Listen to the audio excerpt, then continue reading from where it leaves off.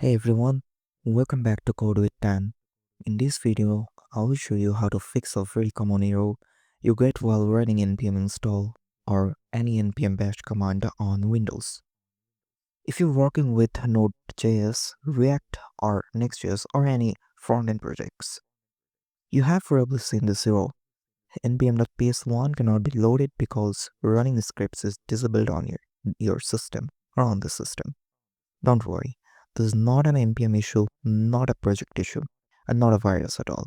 It's just a Windows security setting and we'll fix it safely under 2 minutes. So let's get it started. So here's the situation. I'm inside my project folder and I just open my terminal. It's a new terminal. Then whenever I type any npm bash command like npm install,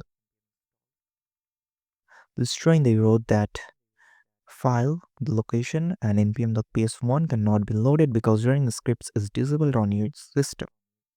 Okay, so PowerShell throws this error saying scripts are disabled and mentions execution policies. What is actually happening here? npm uses a PowerShell script called npm.ps1. Windows blocks scripts by default for security reasons, so PowerShell refuses to run npm. This is very common on fresh Windows installs. The good news is we don't need to touch system-wide settings or do anything risky. We are not enabling scripts for the entire system. We are only enabling them for the current user, which is safe and reversible. So even if you are a beginner, you can follow these steps without any worry. To solve this, you need these few commands. I'll put them in the comment section or in the description as well. So at first, copy this command, and you may need to run this as a PowerShell.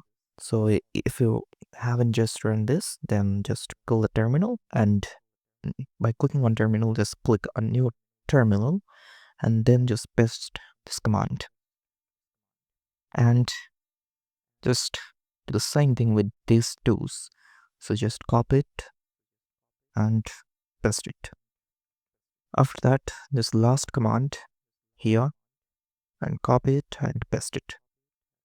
Alright, so you're all set. Now if I try to run npm install, you'll be seeing that, that's just installed without any problem. So if I click on this, you can see it's running without any error, and you can just click on this thing. So let's get started.